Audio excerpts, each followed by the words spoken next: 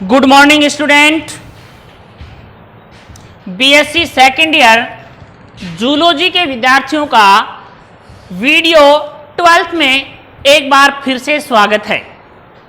Okay विद्यार्थियों, हम respiration physiology of respiration जो लेसन है वो चल रहा हमारा। तो रेस्पायरेशन वाले जो टॉपिक में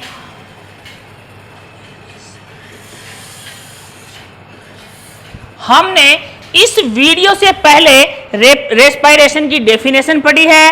ठीक है, रेस्पायरेशन वेरियस प्रकार के एनिमल्स में रेस्पिरेटरी ऑर्गन्स के बारे में पढ़ा है। Mammals organ of respiration means lungs की स्ट्रक्चर के बारे में पढ़ा है।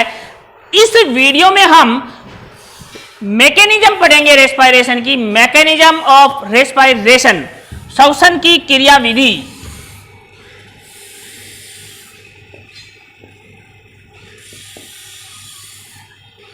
मैकेनिज्म ऑफ रेस्पायरेशन,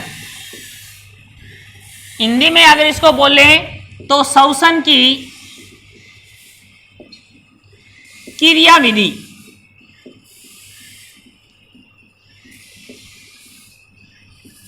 देखिए विद्यार्थियों कि श्वसन की क्रियाविधि में सबसे पहले हमें बताना है कि श्वसन क्या है।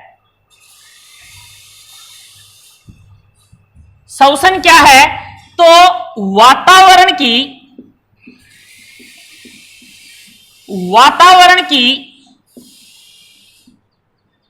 शुद्ध वायु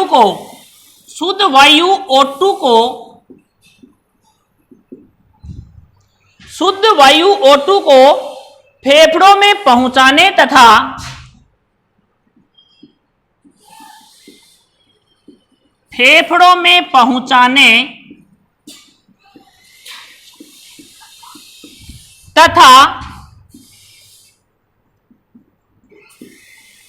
शरीर में उपस्थित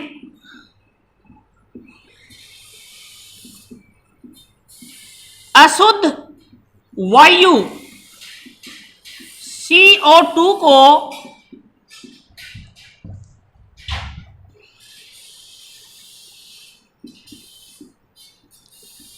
फेफड़ों द्वारा बाहरी वातावरण में छोड़ने की क्रिया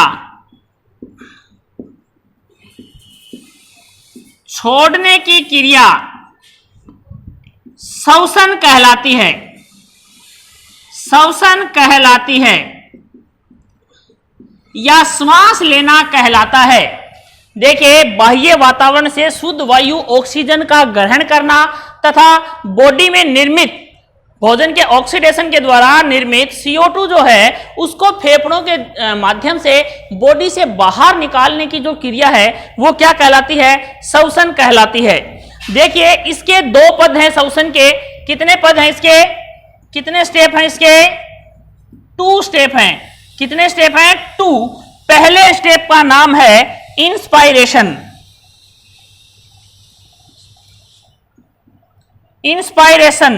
या निःश्वसन। दूसरा है एक्सपायरेशन या उच्च श्वसन। निःश्वसन किसे कहते हैं? बाह्य वातावरण से शुद्ध वायु को ग्रहण करना। बाहरी वातावरण से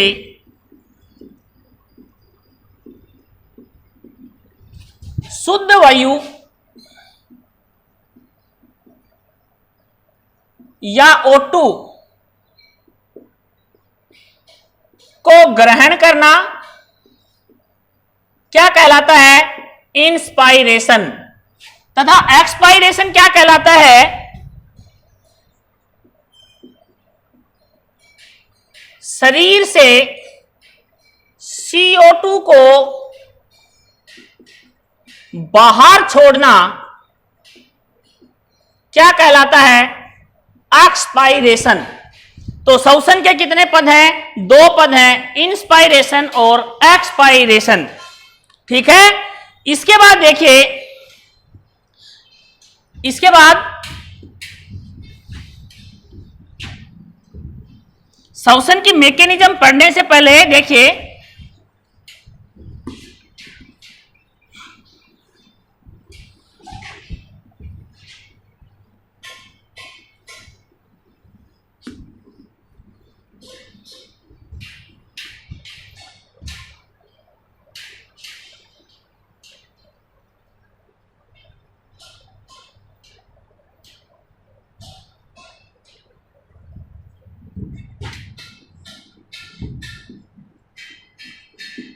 लंग्स में स्वम में कॉन्ट्रैक्शन एवं रिलैक्सेशन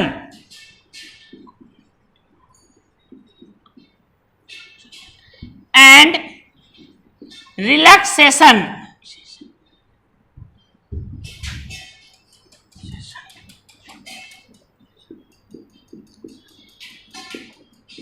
करने की क्षमता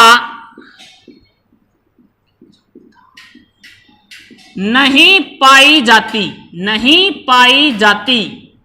लंग्स में स्वम में कॉन्ट्रैक्शन व रिलैक्सेशन मीन्स संकुचन व शिथिलन,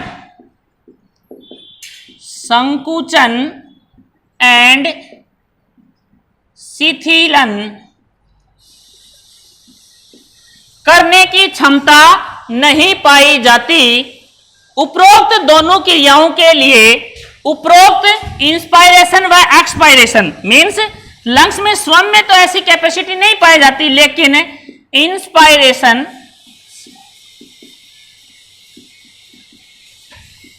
and expiration inspiration and expiration क्रिया के लिए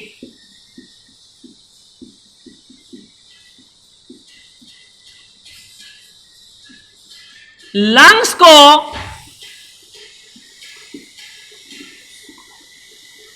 वक्षीय गुहा पर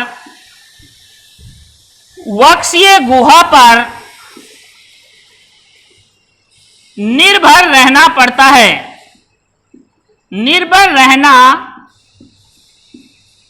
है, देखिए लंग्स में स्वम में कॉन्ट्रैक्शन व रिलैक्सेशन की क्षमता नहीं पाई जाती और इंस्पायरेशन, जिस कारण से इंस्पायरेशन और एक्सपायरेशन की क्रिया करने के लिए लंग्स को वक्षीय गुहा पर निर्भर रहना पड़ता है।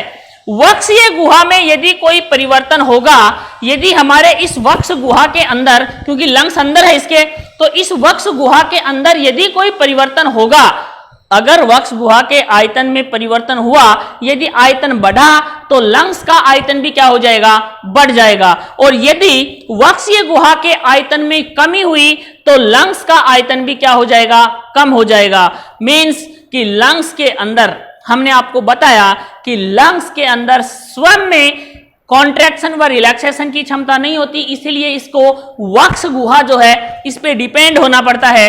और वक्ष गुहा का आयतन यदि बढ़ा तो लंग्स का आयतन भी बढ़ेगा, वक्ष गुहा का आयतन घटा तो लंग्स का आयतन भी क्या हो जाएगा? घट जाएगा। इसके लिए देखिए सबसे पहले हम मैकेनिज्म को पढ़ने से पहले हमें वक्ष गुहा की संरचना की स्टडी करनी आवश्यक है। ठीक है, इसलिए वक्ष गुहा पर निर्भर है।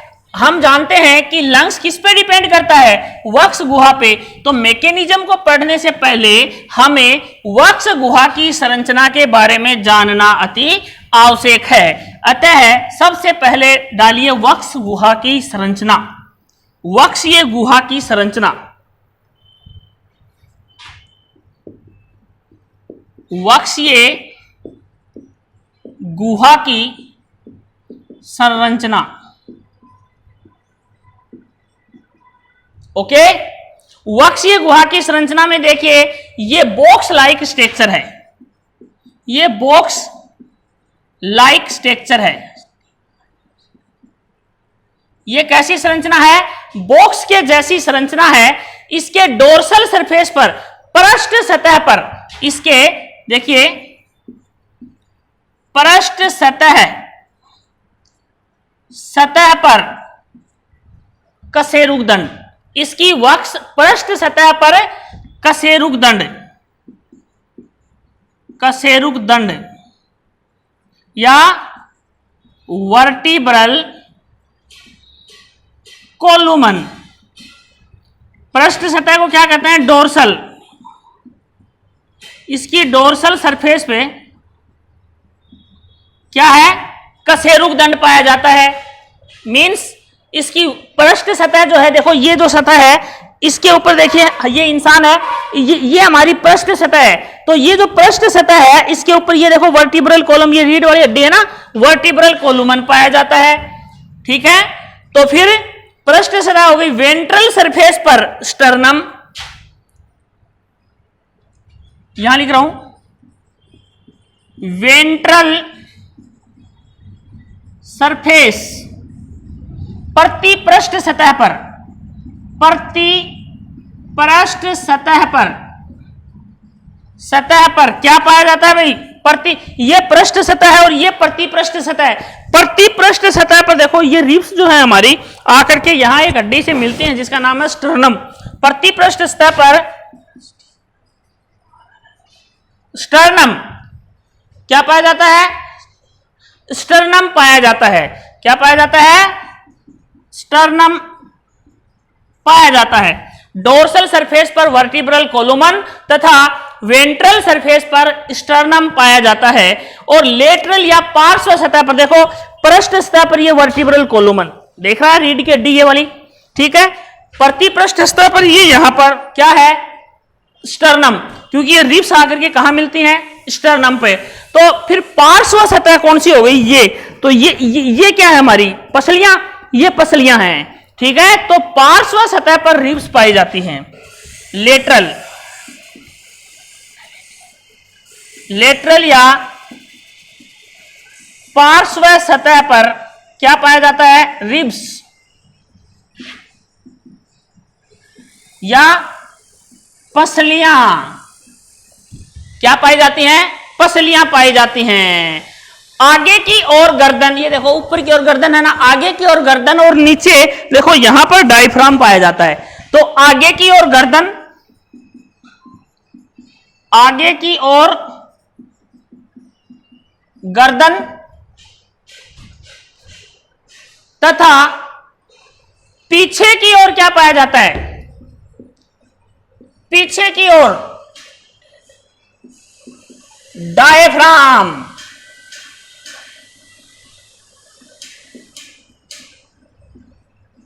क्या पाया जाता है? डायफ्राम। देखिए सबसे पहले बॉक्स लाइक स्ट्रक्चर है। पृष्ठ सतह पर कशेरुक दंड, क्या है? कशेरुक दंड।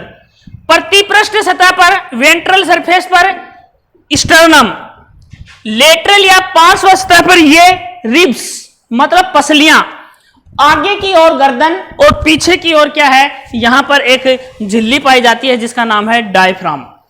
ठीक है, ये चीजें इसमें पाई जाती हैं। और वक्ष गुहा जो है, अब देखिए इनके बारे में बताएं तो कशेरुक दंड तो एक है, पूरी सीधी लंबी हड्डी है। स्टर्नम भी एक है। तो रिब्स कितनी है हमारे अंदर? पसली कितनी है? पसलियां पाई जाती हैं 12 जोड़ी। मनुष्य के अंदर 12 जोड़ी रिब्स पाई जाती हैं। ठीक है, ये रिब्स पसलियां क्या है? ऊपर की ओर तो किससे जुड़ी हैं? पृष्ठ सतह पर तो वर्टिब्रल कोलुमन कशेरुक दंड से, और आगे की ओर यहां किससे जुड़ी हैं? स्टर्नम से। ये देखिए ये रिब्स जो हैं ऊपर की ओर तो किससे जुड़ी हैं? कशेरुक दंड से, और नीचे की ओर किससे जुड़ी हैं? स्टर्नम से। राइट।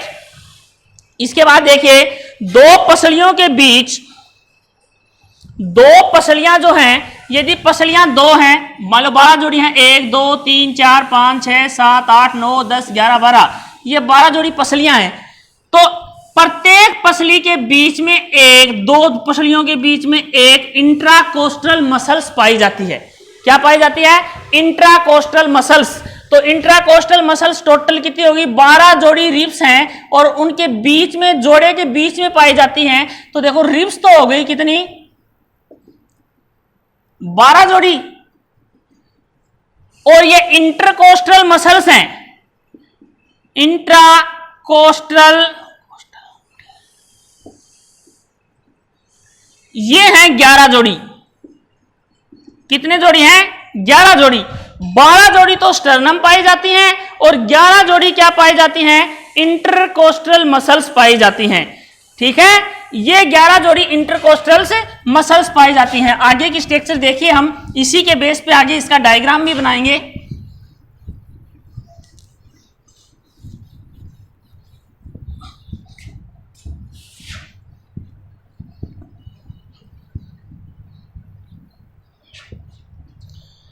देखिए 12 जोड़ी रिब्स हैं।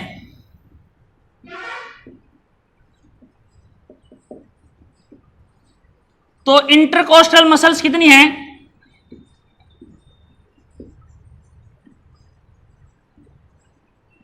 11 जोड़ी। दो जोड़ी लगातार इंटरकोस्टल मसल्स में प्रथम जोड़ी तो होती है एक्सटर्नल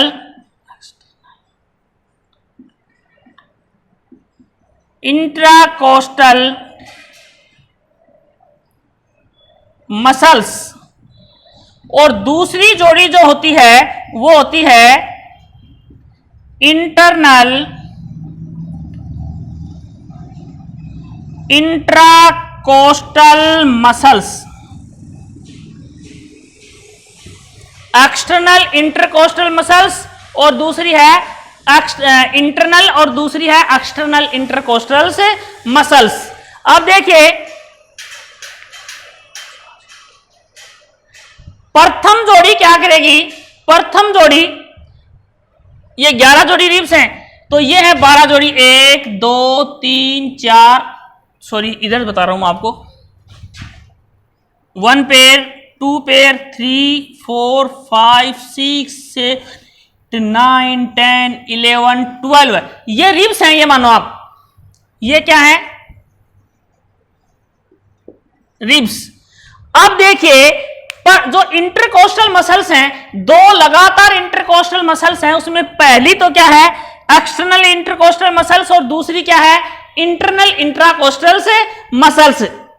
तो प्रथम प्रकार की इंटरकोस्टल मसल्स यदि रिब्स के एक रिब्स के ऊपर वाले हिस्से से जुड़ी है तो इसका दूसरा हिस्सा ये 1 2 3 4 5 6 7 8 9 10 11 और 12, मान लो एक इंटरकोस्टल मसल्स जो है वो यहां पर, मैं इसको देखो 3 और 4 को ले रहा हूं नीचे, 3 और 4 को नीचे ले रहा हूं, देखो अच्छे से समझाने के लिए।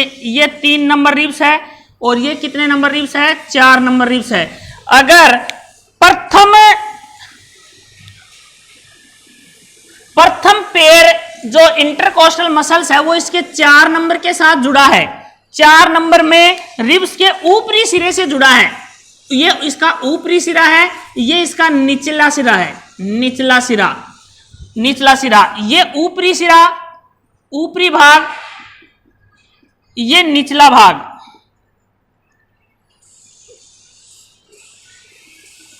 निचला भाग ये इसके ऊपरी सिरे से जुड़ी है। तो इसका दूसरा जो भाग है, इस रिब्स का जो दूसरा भाग है वो उससे पीछे वाली रिब्स के नीचे वाले भाग के साथ जुड़ा रहेगा। ये देखो इसके निचले भाग से जुड़ा है।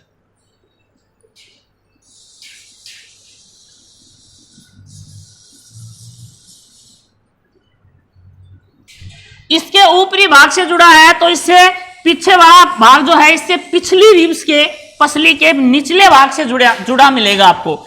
इसी प्रकार से दूसरी जो इंटरकोस्टल मसल्स है ये क्या है? Intercostal muscles. इसी प्रकार से जो दूसरी मसल्स है वो उसी रिब्स के निचले हिस्से से शुरू होती है, लेकिन फिर वो उसका दूसरा हिस्सा पिछली रिब्स के ऊपरी सिरे के साथ जुड़ा मिलेगा, ऊपरी सिरे से जुड़ा मिलेगा। ये इस प्रकार से है, इसकी डायरेक्शन इस प्रकार से है और इसकी डायरेक्शन जो है वो इस प्रकार से है।